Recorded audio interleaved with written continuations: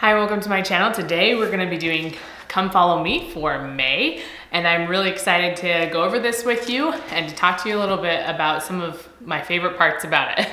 So if you're new to my channel, I created this channel as a homeschooling resource to do different curriculum ideas like I'm doing today, to do organizational ideas for your homeschool space, and to give you some spiritual insight, some uplifting, ideas. I'm at a loss for words right now. Just to help make your homeschool experience better. So if you're interested in those things, please hit that subscribe button and let's get into Come Follow Me for May. So I just have a few things to show you, nothing super crazy, and just a few ideas because there's a few things I did differently in this one. Nothing super crazy, but I wanted to remind you that at the end of each section, each week, there's 5 weeks in May. So at the end of each week, there's these, I don't know what they are, worksheets. They're from the churchofjesuschrist.org. So these are at the end of Come Follow Me. So I didn't make these, but I put them in here, and kids might actually like to use them more now because they're not going to church on Sundays currently. And so they won't be getting this at church and then at home. So this might be a fun thing for them to do because they're not actually doing it at church right now. So that was just the first thing I wanted to point out that it might be fun for kids to do. The next thing, we're going to be talking about Abinadi in May, and he goes over the 10 Commandments. And so I have something for the 10 Commandments in here, and these are just some pictures that I was able to find. So they're going to be matching them. And so something I just wanted to point out so you don't get confused. There are 2 of them that are in Mosiah 13:22. So you'll see it on here twice. And so as you read the scripture, it's really short, but there's 2 commandments listed in it. And so one of them will go to one of these and the other will go to the other. So just if you get to it and you're like, wait, there's a mistake here, it's because there's 2 commandments in one verse. So hopefully that clarifies that. And the people that don't watch this will have no idea what I'm talking about.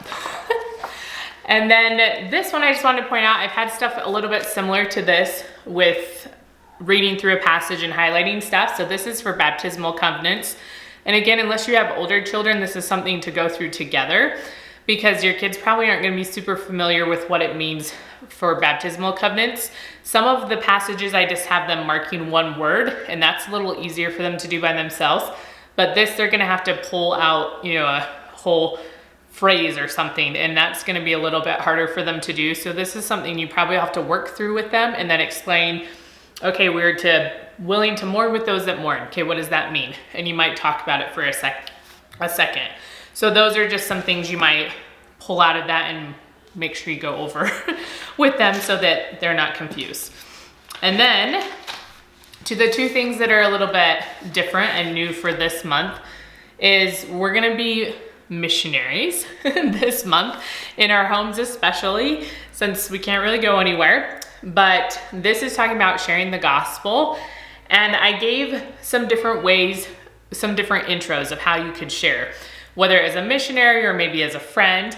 And so it would be really fun if you had them knock on your front door, or you could just use a bedroom door, and they could say some of these phrases and maybe have a discussion if they're old enough to do that, or just practice saying it. We did this years ago and my kids just loved it. They just thought it was so fun and they were fighting over who got to go next. But something that might be helpful is to give them one of these. So like, did you know that God the Father and his son Jesus Christ appeared to the boy Joseph Smith?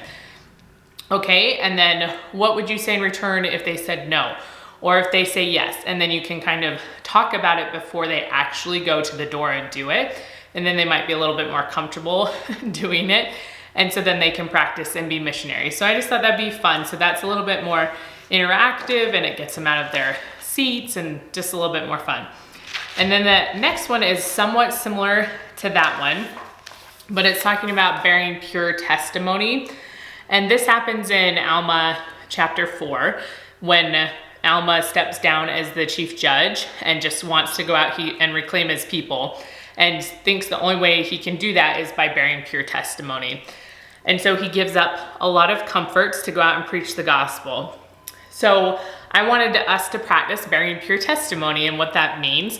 And so I gave some different ways the kids could start their testimonies and Obviously, they're not limited to these. These are just a few thoughts I had.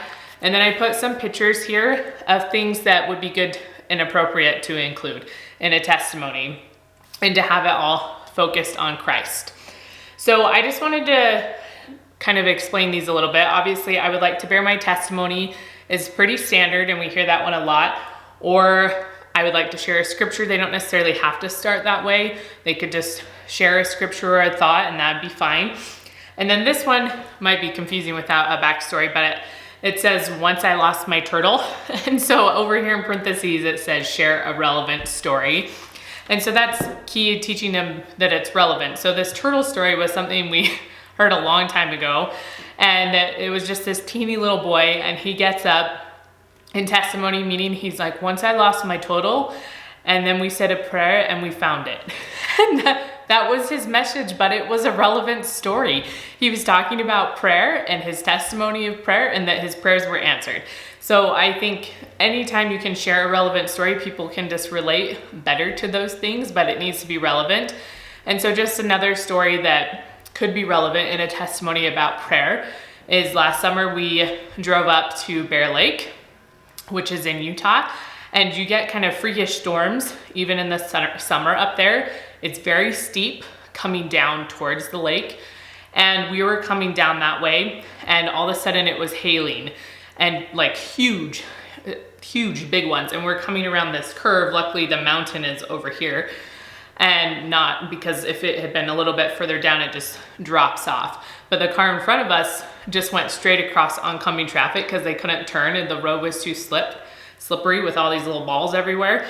And so our Suburban followed them, and we ended up barely like rear-ending them because we couldn't move out of the way. And then another car crashed, and then within 10 minutes the roads were completely clear. It looked like nothing had even happened, and it was just crazy. It was just this freak thing that happened, and our kids just remember it now. Every time we bring it up, they're just little, and they're like, yeah, that time we got in a car accident. Luckily everyone was okay with all the accidents. Everyone was okay. But our kids then remembered we prayed before we left that we would be okay, like that we could get there safely. And we did get there safely to the hotel we were staying at. Yes, we had a little accident in between, but we still got there safely. And so our kids have that as a testimony of prayer. So that would be another relevant story that you could have them share for a testimony. So those are just a few ideas that I wanted to share with you that I thought would be helpful. So that's Come Follow Me for May. And I was just gonna show a few bingo cards that I have. I haven't made any past Mosiah, and so I need to start making some for Alma. So these ones I just have 3 different versions of, they're basically the same things with just a few taken out on each card, so the cards are a little bit different. And so it just has the different pictures here for Mosiah, and then the cards I have right here as well. So I'll attach all of these below in my blog post, so if you want to just download them, you can have them. So some of them I put little clues at the bottom so you know what they're supposed to be talking about, because I made these last year when I was just trying to think of something else for my kids to do, so they probably make the most sense to me, and sometimes I even get confused. And then I have these ones for the 10 Commandments. And these ones you can adapt if you don't want to do it this way. But I was trying to think of a way to just have a 10 Commandments bingo card. And so on here, I put the numbers, but then I also put pictures, and then I put King Noah, and I think Benediah, Alma's on here. So there's a few things in the story that apply here, and then also the 10 Commandments. So on the cards, you can show them the card, like number 10, or read them what the commandment is. And if you're showing them a number or reading them a commandment, then they're looking for a picture on here. Okay, so they're gonna look for the picture. But then there is also pictures on here with the number. And so if you tell them this, they're gonna look for the number up here. And you don't have to tell them the number when you start out. You can just hold it up and kind of cover it up. But the number is also for you to know which one it's supposed to be.